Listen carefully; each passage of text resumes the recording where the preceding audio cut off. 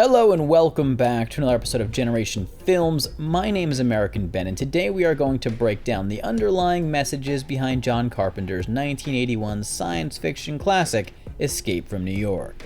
Escape from New York is set in 1997, about a decade after the destruction caused by World War III led the United States to turn Manhattan into a giant maximum security prison surrounded by a 50-foot wall manned by police. While flying over New York City, or rather, what's left of it, Air Force One is hijacked by a rebel group called the National Liberation Front of America, whose members crash the plane into a Manhattan high-rise. However, just before impact, the president escapes the plane in a special pod and lands safely on the ground, where he is apprehended by men in the service of the Duke, the de facto ruler of the island prison, who plans to use the American leader as a human shield in order to flee Manhattan. In response, Police Commissioner Bob Hawke recruits federal prisoner Snake Plissken, a veteran of World War III who flew the Gulf Fire over Leningrad, to stealthily infiltrate Manhattan and rescue the president. Plissken isn't eager to take on the task, but the offer of a pardon persuades him to accept the job.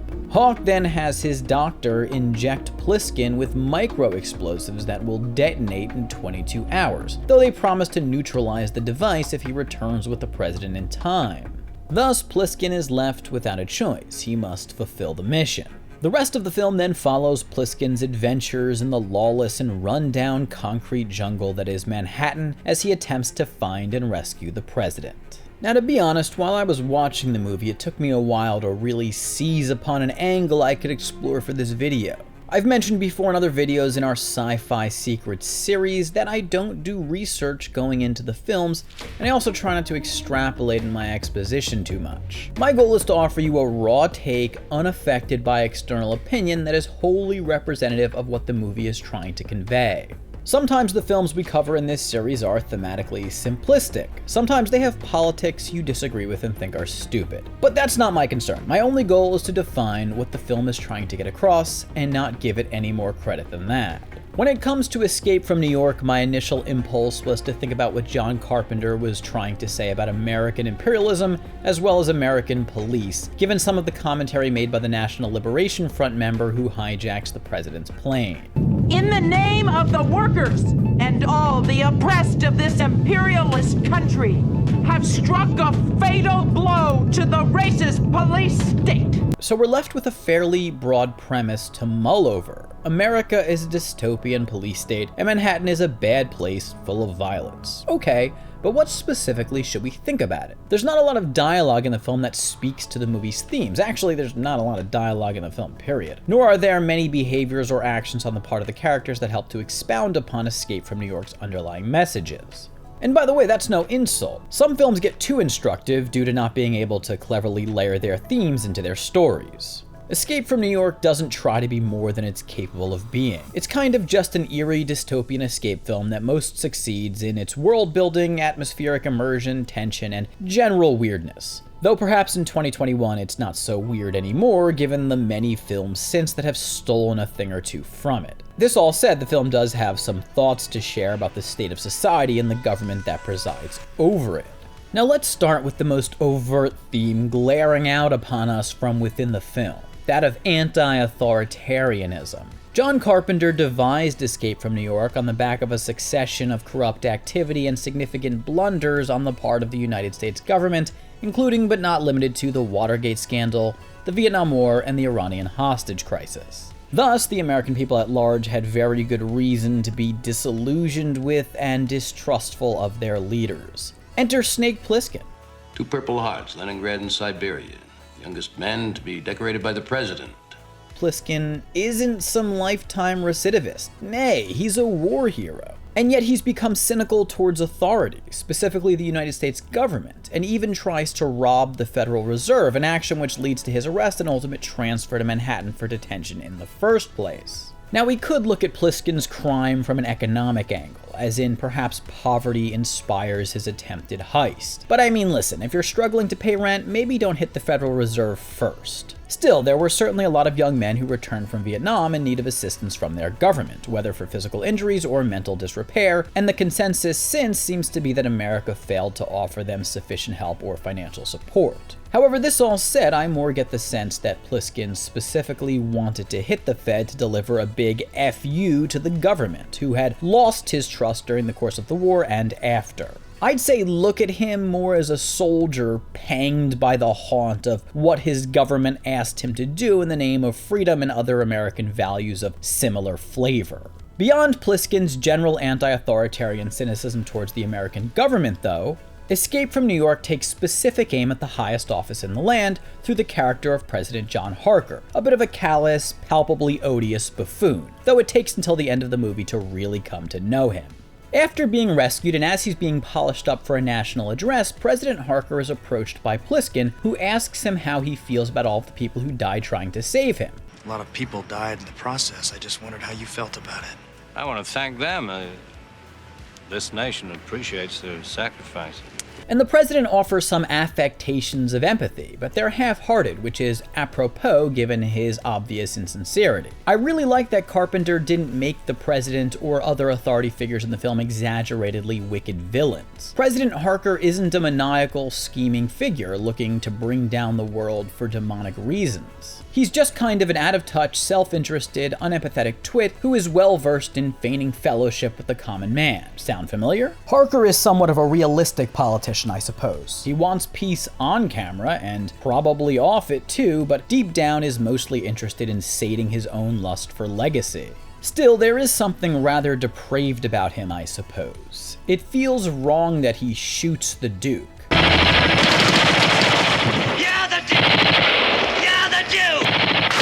I mean, the Duke is a bit of a boorish fellow, but we don't want to see the president kill him. The Duke is the president's subject, after all, and our initial instincts tell us that the president should be merciful towards all American citizens. Though it's a complicated moment because the Duke was about to kill Pliskin, though I don't really feel like the president killed the Duke because he wanted to save Pliskin, rather. He was just bloodthirsty to end the Duke's life. It's in this moment that some of you may have thought, well, yeah, I don't like the Duke, but the hoity-toity self-serving president has no idea of the plight he's faced in life. Or better yet, that he's faced on the decrepit Manhattan streets. And actually, this thought is rather bolstered by the fact that we aren't quite sure what the Duke's crime is. All we know of him really is that he's fighting for the same thing that everyone in Manhattan is fighting for: freedom.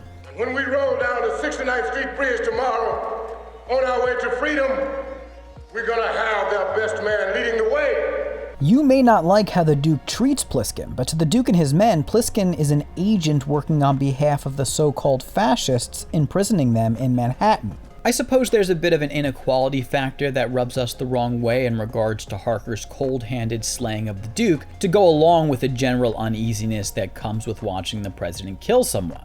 Keep in mind, I'm not really deeply exploring right and wrong here. I'm just speaking to the visceral reaction the movie intends to elicit in its viewers by having the president riddle the Duke with bullets. Nonetheless, the point I think the movie makes here is how willing American presidents have been to kill their own citizens. The president pulling the trigger himself is simply just a more direct example of his murderous ways. I suppose it's a bit easier to tolerate deaths that transpire via a war signed into action by the president. Though, what's that old saying again? Does it go, the pen is mightier than the M4 carbine? Anyway, President Harker's slaying of the Duke is also possibly meant to be representative of how truly uncaring the president is in regards to commoners, whilst on camera he acts the part of the tender-hearted sovereign, which we see him begin to do in his final speech before Pliskin's little tape switcheroo subverts the president's intention to play for the world some secretive information that will lead to the cessation of total war. In peace.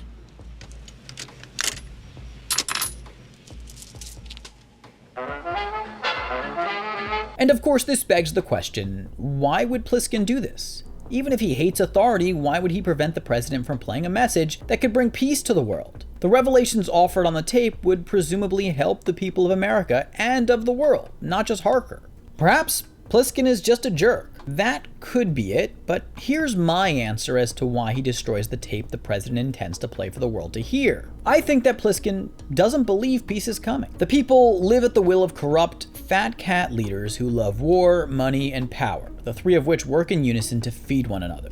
Thus, more war is inevitable. More prison islands are going to pop up. And if Pliskin is going to die in one war or prison or another, he may as well screw over the man, rebel in some way, rather than die on his knees hoping that his leaders will be righteous and bring peace and prosperity to the land. Pliskin doesn't fall for the tape.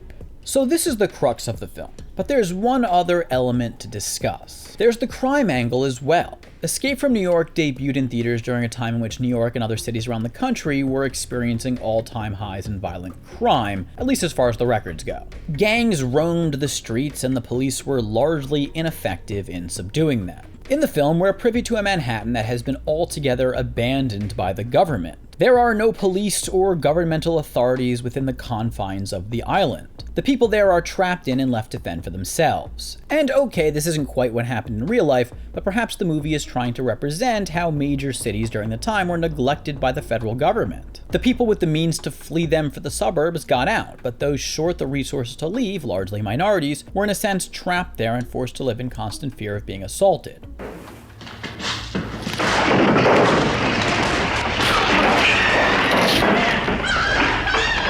And beyond the physical threat they faced, life in a crumbling and neglected city is in any case miserable. The authorities in the film, and perhaps too in real life if you ask the filmmaker, just don't really care about the people and only seek to help them if doing so will secure their power and station. Pliskin, if you get back in that glider, I'll shoot you down.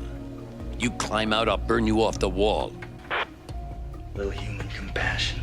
And by the way, the prison island in the film isn't some libertarian wonderland. The government has them trapped there, so it's not like they are free to trade or communicate with the outside world. Thus, given the government's impact on the island, we can't attribute Manhattan's woeful, run-down, crime-infested state to some sort of natural progression inherent to libertarianism. Manhattanites are not incarcerated by the Duke. No, they are incarcerated by the American government. And it's left vague throughout the film as to whether or not everyone in Manhattan has been convicted of a crime or not, and this perhaps raises the idea that a police state is a prison. I don't want to belittle the intensity of actual prison here, but there's a similar dynamic between the two, I suppose, in that, as we see in the movie, the police or government has all of the weapons and technology, and the common folk have none, and are thus easily tyrannized by the powers that be. In this way, all Americans could be posited as prisoners. That the island is left free of governmental interference is more illustrative of the idea that we're all made prisoner to our imperialist government, which seeks to fatten itself via the expenditure of blood and treasure, while American civilians suffer back at home, unable to overcome the desperate situation their leaders have brought upon them.